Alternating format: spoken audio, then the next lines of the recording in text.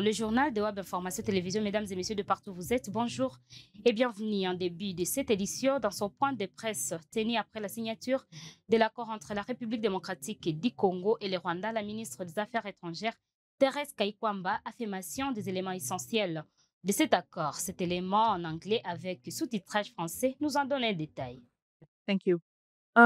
So the first two questions are, I think, quite similar. What will happen if the agreement is violated by Rwanda?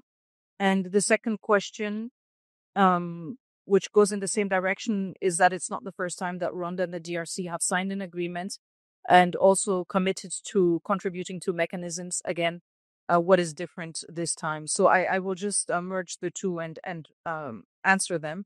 I think we had a very fruitful meeting at the White House today, and I think it was very clear again by the commitment that has been demonstrated by the United States of America throughout this process that one of the big differences that we have with this agreement is that we have a facilitator, we have a party that is championing this agreement, that is also determined to see it materialize, and that is determined to hold us accountable. So, of course, the question, and it's totally legitimate from a Congolese point of view to ask the question, what will happen if the agreement is violated by Rwanda? But again, it's a binding agreement for all stakeholders, including for the DRC. So we will all be held to the same standards, and I think it's very important. And this was also one of my key messages to President Donald J. Trump today at the White House. It was, first of all, thank you and congratulations for making this happen. But second of all, please remain committed, because it is precisely this political traction that is necessary to hold us all accountable. So this may be one of the differences that we have in this agreement, a country that has decided to put the full weight of its diplomatic apparatus to make sure that the agreement yields something tangible. The other aspect is also the fact that in the different mechanisms that are foreseen to be put in place, these are not mechanisms that will solely concern the DRC and Rwanda, but actually integrate the participation of other stakeholders, including the United States of America, including the AU, which again raises the level of accountability to a different one, and again puts pressure on all stakeholders to honor their commitments. There was then a question about the economic agreements, and precisely we have not spoken about economic agreements today because the peace agreement does not provide or does not contain economic or mining provisions. And I think it's very important here to understand that we have been very transparent on this issue, on sequencing of our efforts and of our commitments.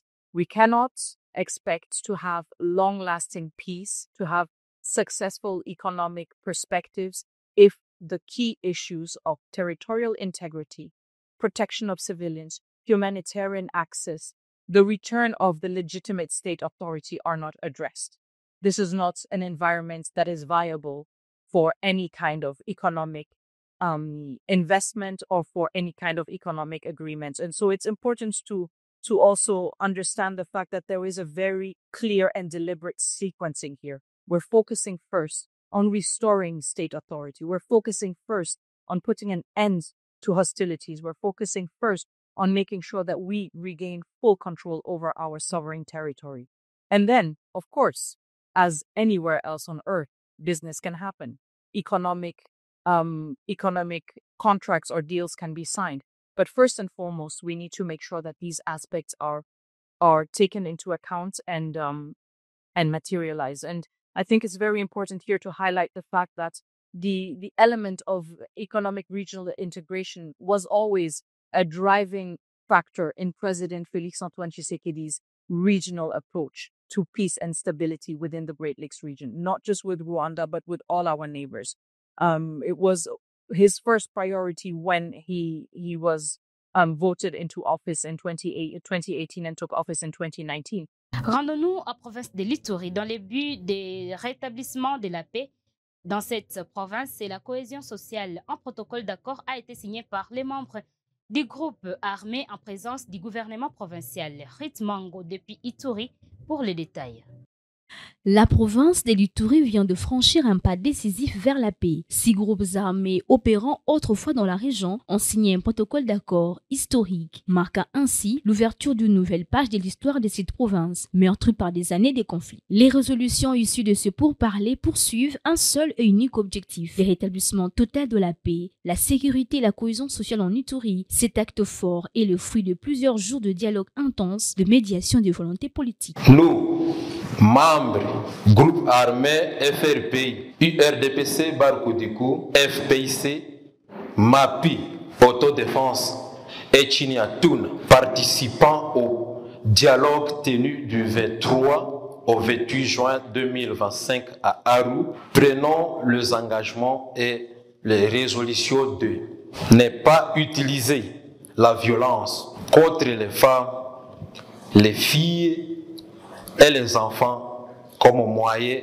de vengeance, ne plus communautariser le conflit et les violences. Le commandant de 32e région militaire de son côté a salué avec vigueur cette initiative courageuse de ses membres de groupes armés, les encourageant à s'inscrire résolument dans la voie du désarmement, de la réinsertion et de la reconstruction provinciale. Ce pourparlers appelé Aru 2 ont été clôturés solennellement par le vice-gouverneur de province, Rahu Chaloué, qui à son tour a réaffirmé l'engagement total du gouvernement provincial à accompagner ces processus de paix. Nous voici parvenus à l'ultime étape du dialogue d'Aru 2. Un moment d'une portée historique qui s'inscrit comme une pierre angulaire dans notre gaieté collective de paix, de réconciliation et de cohésion au sein de notre chère province de l'Ituri. Au nom du gouverneur de province, je déclare clos les assises du dialogue de Aru 2. Ces dialogues est une concrétisation de la volonté ferme du chef de l'État, Félix Antoine Tshisekedi Tshilombo, à pacifier l'Est de la RDC en général et l'Ituri en particulier. Cette vision présidentielle prend forme grâce à l'implication directe du gouverneur militaire et commandant des opérations, le lieutenant-général Boyan Kashama Djouni, dont les efforts soutenus ont permis l'ouverture de ce dialogue inclusif. Les peuples ituriens espèrent désormais que cet accord marquera le début d'une ère nouvelle, faite de paix durable, des réconciliations et des développements pour tous. Toujours en Ituri, après la signature de ces protocoles, ces derniers sont passés à l'étape de l'intégration pour s'engager officiellement à soutenir la vision du chef de l'État, celle de protéger l'intégrité territoriale. Le reportage nous en parle.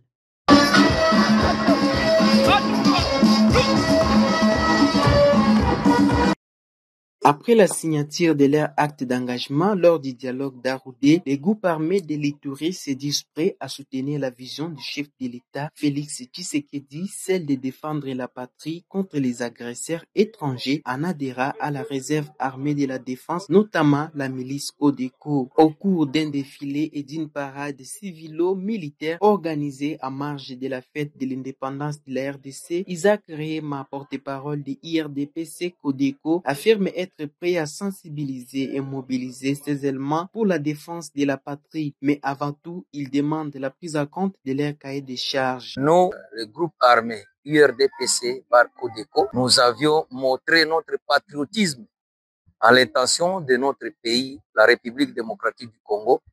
Et à cette occasion même, nous avons montré combien de fois nous sommes à cœur à la République et nous sommes prêts pour adhérer à la RAD. Si le gouvernement prenait notre déclaration à compte, je crois que tout pourrait bien aller avec l'effort du gouvernement.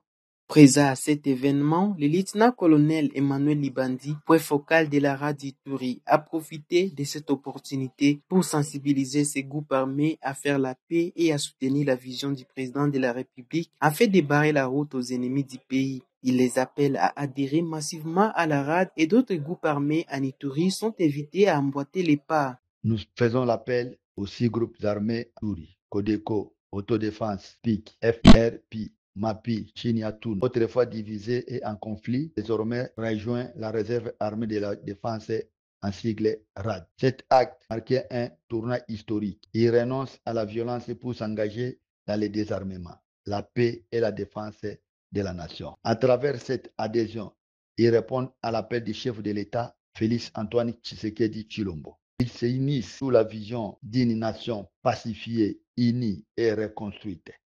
L'heure n'est plus à la haine, mais à l'unité nationale pour la reconstruction nationale de notre cher beau. Après l'étape de la signature de leur acte d'engagement, plusieurs groupes armés locaux ne cessent de montrer leur esprit patriotique, notamment celui de défendre la patrie en intégrant la RAD. Cependant, ces derniers restent dépourvus des moyens financiers pour matérialiser la vision du chef de l'État en Ituri.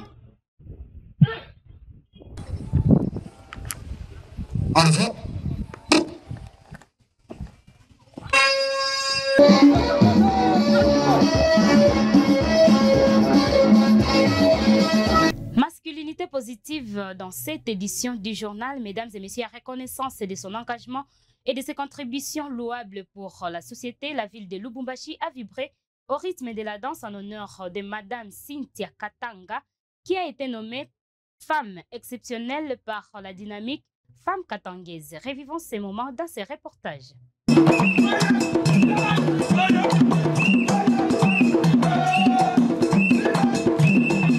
Engagée dans la lutte pour un Katanga construit, fort et uni, Cynthia Katanga vient d'être couronnée femme d'exception par la dynamique des femmes katangaises. Ce 1er juillet 2025, une grande manifestation a vécu dans la salle de fête anglicane à Lubumbashi. En échantillon seulement les femmes de cette dynamique qui militent pour les vivre ensemble, la dignité, la culture et surtout la défense des valeurs katangaises, ont reconnu la détermination de Cynthia Katanga qui agit très souvent dans l'ombre pour un Congo meilleur où il fera beau vivre.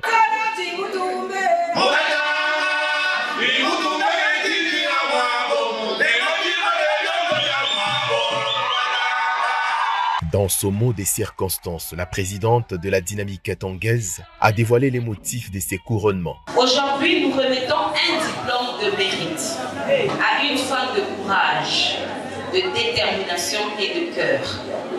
Une femme dont l'engagement dépasse les mots et portée haut la voix des Katangais. Cette femme katangaise qui n'a jamais eu peur d'assumer son identité, de défendre sa communauté, de porter nos couleurs et nos valeurs avec dignité. Peu importe les vents qui soufflent, Cynthia Katanga demeure constante avec une assiduité remarquable. Dans un contexte souvent difficile, elle n'a jamais reculé. Elle a choisi de servir plutôt que de subir, de construire plutôt que de se plaindre, de défendre plutôt que de fuir. En vous remettant ces diplômes de mérite, nous vous disons merci. Merci pour votre courage. Merci pour votre loyauté envers notre terre. Merci pour votre humanité. Que votre lumière continue d'éclairer le chemin des Katangaises et Katangais. C'est un jour spécial pour elle. Cynthia Katanga, une femme d'exception, une femme courageuse, une femme du partage. La carte de la RDC sur le Malakite, notre richesse katangaise, c'est très symbolique. Et Madame Kessa vous accompagne tout au long de votre vie. Richard d'intégration, elle a intégré. J'aimerais vraiment remercier la dynamique de femmes katangaises. Merci de m'avoir honorée. Merci d'avoir vu mon combat. Ce n'est pas seulement mon combat, c'est notre combat. Le Katanga nous appartient tous. Nous devons nous battre pour notre terre. Le Congo nous appartient tous. Nous devons nous battre pour notre Congo. J'aimerais remercier doublement d'abord. En commençant, j'aimerais remercier mes parents parce que ils m'ont éduquée, ils m'ont appris des valeurs, ils ont cru en moi, ils ont cru que la femme pouvait aussi faire quelque chose. Accrochée à une vision concrète, vision qui s'inscrit dans la lutte pour le bien-être réel de Congolais, elle a vivement salué les combats de son mentor politique et leader incontesté de l'opposition républicaine. J'aimerais remercier mon mentor, mon papa en politique, Nimutotwe Nwakatanga, le président Moïse Katumbi Chapwe.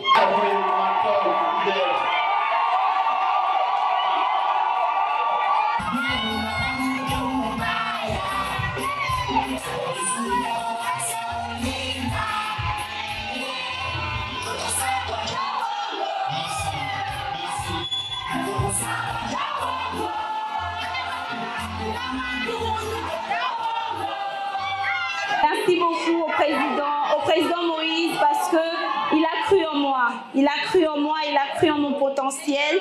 Et il continue à m'accompagner comme un père, comme un mentor. Celle qui incarne l'essence du combat. Fierté et valeurs katongaises, Cynthia Katonga reste portée dans les cœurs de ces femmes.